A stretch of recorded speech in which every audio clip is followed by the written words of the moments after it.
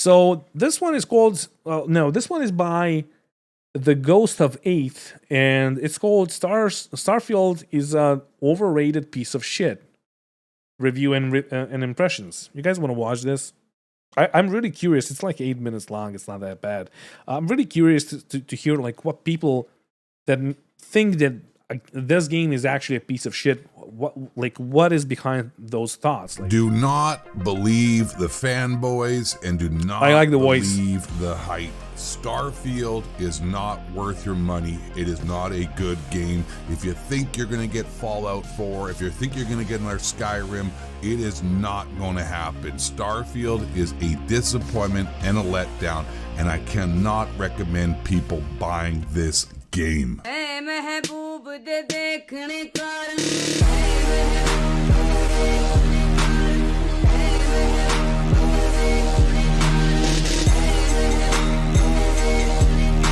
Welcome to the video. I don't know if I should trust a guy that has an intro like this, but sure, let's continue. Hello gamers, this is a review of Starfield. What's up, Legion? What's up, Space Dreamer? I'm the Ghost of 8, and thank you for being here. I got an early copy of Starfield and have put over 70 hours into the game, and like I said in the intro, I cannot recommend to people to buy this game and waste their money. Why did you put 70 hours in?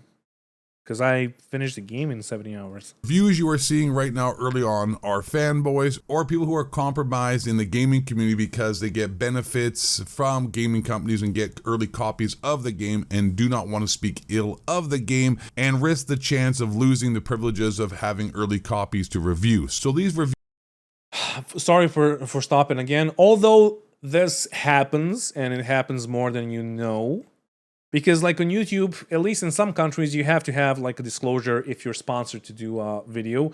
But if you're outside those countries, and I think it's only like US and Canada, but I'm not sure. You don't need to have a disclosure. Therefore, you're just good to like promote whatever. And some people abuse the shit out of it. And yes, like that happens a lot. It happens a lot. But also you have people that just like the game, and that's it. Yeah, of course you have like I've seen like a couple of clips of like Asmongold tearing the shit out of the game because I mean all his arguments are strong. I wouldn't say that the game is terrible because all of that, but yeah, I understand it. Views you are seeing that are really positive are a conflict of interest and obviously buying. Yeah, there is no difference between the fanboys and White Knights. They're like the same. There's no difference between White Knights and haters. They're also the same. Haters are gonna hate and White Knights are gonna knight. White, I don't fucking know. Yes. Now, why you shouldn't buy this game and why it's a piece of shit? Well, it's not a piece of shit, but it's definitely about a 6 out of 10, which should make it actually not a very good game considering the hype and how much. Okay, so why are you calling it a piece of shit? So you can get views, probably?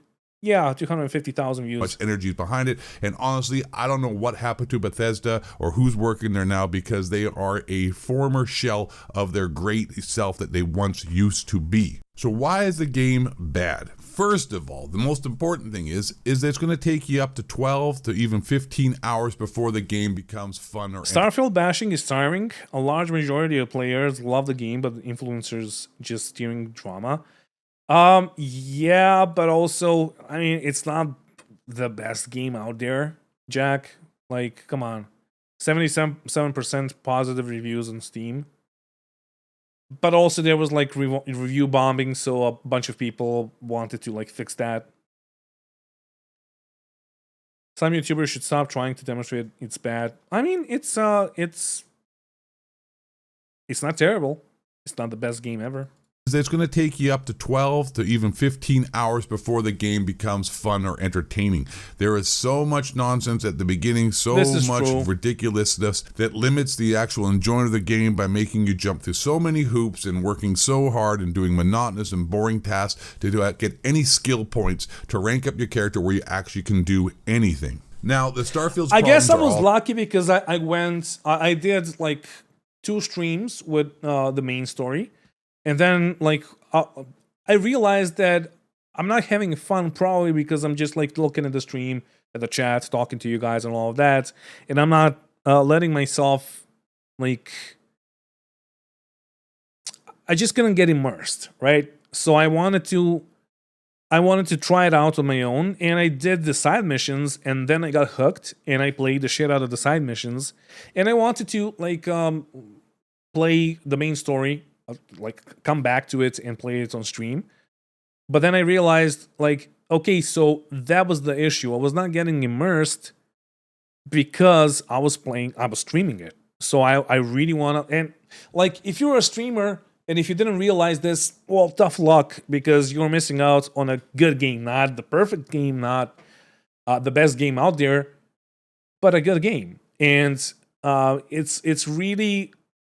it's really hard to get immersed into Starfield's universe, or whatever you want to call it, if you're like streaming at the time when you're playing.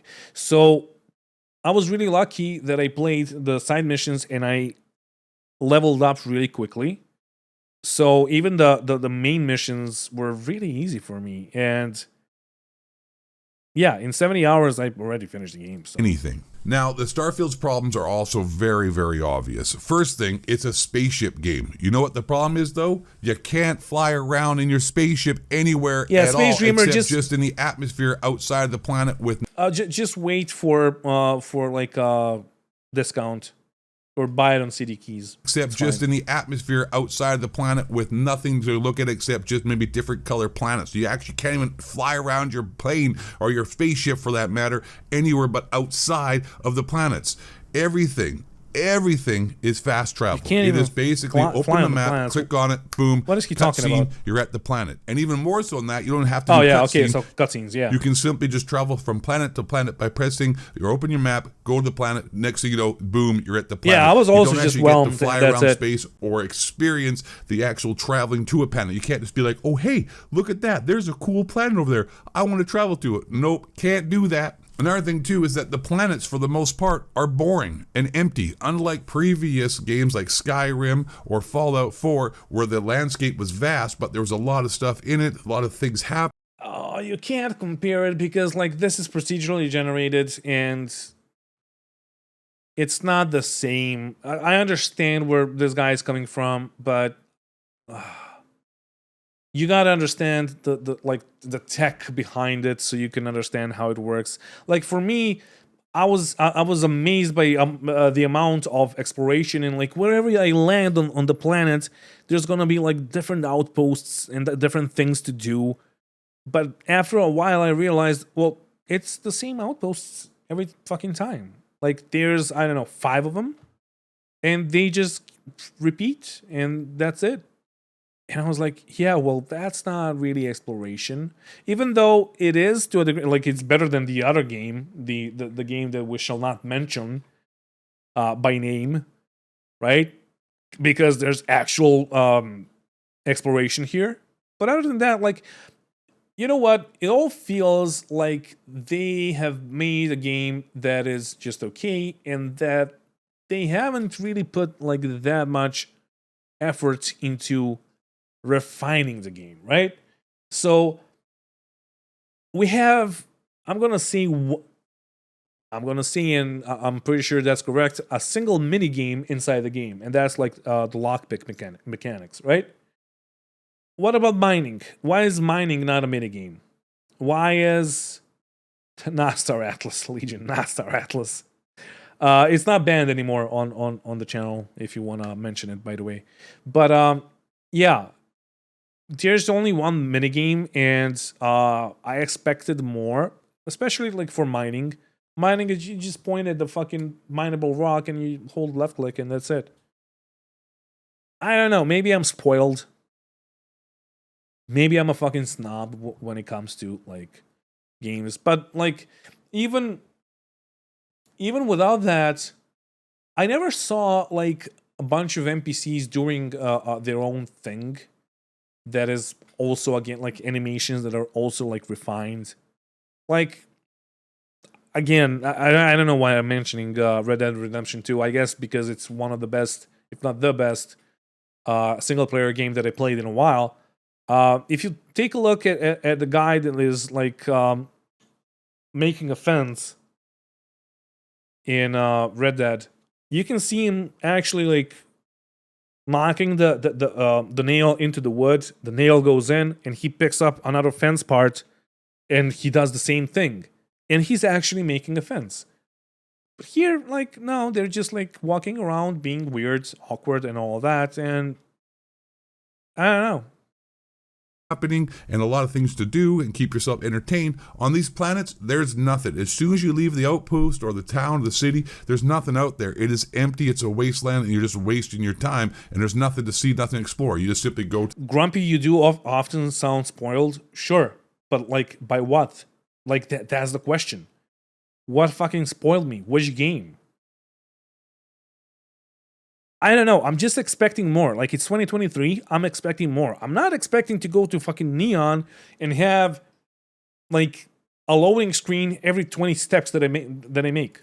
the planet, you go to the town, and there's no actual exploration or any kind of atmosphere of the actual planets other than just going straight to the If that's being spoiled, then quest. okay. And sure. it really doesn't make it a lot of fun. Another big problem with this game is the gunplay. The gunplay sucks. The gunplay is really just unmemorable. And like the Fallout 4 we had of VATS, the gunplay is nowhere near that in any way whatsoever. It's even worse than the combat in Skyrim. Cognac Another and cigar issue stream, is the lack yeah. of customization. There is no customization. You can make your spaceship a little bit better, but as far as customizing your characters and customizing actual aspects of you, it's really, really limited. But I still can't believe there's no flying in the atmosphere. You can only I don't know. I wouldn't say that it's very limited. You can customize your character. Come on. Like, even if you build your character at the start, you can customize it and do whatever with it later.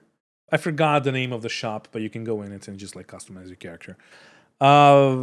There's a bunch of spacesuits. There's a bunch of jetpacks and all of that, or skip packs, or whatever they're called in the game. Boost packs. The only issue that I have, and I agree that the gunplay is pretty bad. It's not terrible, but it's not that good. The only thing, and I fucking forgot, honestly. Oh yeah, I agree that there's a severe lack of weapons in this game. You get like 10 of them. I'm gonna say 10, maybe 15 tops, and then you have like degrees of the same weapon. A legendary is obviously going to be the best, but does it really differ to the main weapon that much? For some weapons, it's just like, oh, you like have 10% more damage, sure, but like if the base damage is 3 HP, I don't fucking care. I'm not going to use it ever. pilot your ship in space. Like, you cannot fly in the atmosphere. You fly around a little bit in space, but you actually can't fly anywhere. I actually dug It's like as if you're stuck in a freaking closet with invisible walls. It's just ridiculous. I actually really dig the shipbuilding mechanics. The only issue that I have with it, and I said this in my video, is that the game itself connects all the halves in the way that it thinks it's good. And once you have a big ship like the build that I had, like every change will fucking it just becomes a maze. And I have spent at least 2 hours of my life combined for every change that I made to the layout of my ship. Every time the layout of the connectors or whatever you want to call it also changed, and I couldn't fucking find the way into my cockpit or the what's it called, the research station and all of that. Like, come on, give us the tools to change it ourselves, to like make the connections between tabs ourselves, and then I wouldn't have a single fucking issue with it. As well as the combat and the stiffness and the movement of the Oh my characters God. is really bad and still is stuck somewhere in 2010. Well, video games have passed and surpassed Bethesda, and other development studios have done such a better job. Bethesda seems to be stuck back in the early 2000s with their character models, their facial animations, and their actual movements. So it's really, really stupid because, like I said, the game starts off really boring and will take up to 12 hours before it even becomes slightly interesting, if not more. I mean, it took me up to 15 hours, honestly. Some people said they got there in 12. I saw IGN's review and they said the same thing, but it took me even longer. The space travel is trash. Oh, I also forgot to say there are no maps. There are no maps in any way whatsoever. As soon as you arrive at a planet, there's no maps. You have no idea where anything is. It's 23,000 years in the future or some shit like that, and yet you still don't have a navigation to let you know where the town is, or not even where the town is, but what's going on in the town. So you don't know where the stores are, and you're constantly running around in circles trying to find I never had an issue with that. some honestly. kind of, semblance of organization as to where you can sell your loot, where you can buy stuff. Not like in Red Dead Redemption, you travel through a town, you know where the gunsmith is, the blacksmith, the jails, all that stuff. This one, no idea where it is. Honestly, this game, it sounds like a game, it feels like a game that was made in 2010. It's really actually pathetic, and I wouldn't recommend it, as we can tell by my review. Anyways, there's still some more problems. There's inventory management is absolutely ridiculous, considering it's a game for exploration and finding things. But the story, why you should play it, like the reason why you should play this game is because of the story. Even though the storytelling, as I've said, is borderline idiotic, like from the start, the story itself is pretty good. And that's the experience that people want from this game, and that's why you want to play it. Things and trying to gather intel and artifacts to uncover the secrets of what's going on in the solar system, which I'm not going to ruin it for you, but it's a bomb, it's boring, it's a letdown. Spoiler alert, it ain't a cool story. But the inventory is ridiculous as well and becomes very frustrating. You can't carry enough stuff, but what you end up doing is just dropping it on your spaceship and laying it on the floor and have a big pile of space junk, and somehow that doesn't count towards your inventory or your weight for your spaceship. I mean, modders who don't even do this as a job could do a better job than these guys at Bethesda that make 6 or 7 figure incomes. I don't know if I said at the beginning, but I also want to reiterate again, your skill points and how you unlock with this RPG type game is extremely. Not gonna lie, that's a fair point. Like at the launch, not he's being too fucking abrasive, even for like my taste. But it's a fair point to say the modders can do your jobs better. And hear me out. So currently we have like 800 something mods. It was like, what, like 50 mods at the day of launch? Something like that. And all of those mods are really fucking useful. We like still didn't even, like most of those mods are useful. I'm not talking about the naked mods or bubble butts mods. Come on. Even though like they fucking exist. But so as an example, somebody drew eyes and made eyes better than what we have in the game itself. And like, isn't that Bethesda's job? But no, this guy just like because he knew how they're gonna like, it's the same engine and all of that. He basically reused the same eyes that he used for Fallouts and all of that. He drew a couple more and that's it. And then like you have a mod for the inventory system, so you can like sort everything out, so you can like search for shit and all of that, which is amazing. Why don't we have that in the vanilla game? Like, come on. So it's a fair point to say, I would say like you released a good like starting grounds for modding. But if that was the point, then like what the fuck? You could have like put in a bit more effort. Like if it only took like 5 days for a guy to release some mods to fix the inventory, for the inventory to be a bit better, then like come on.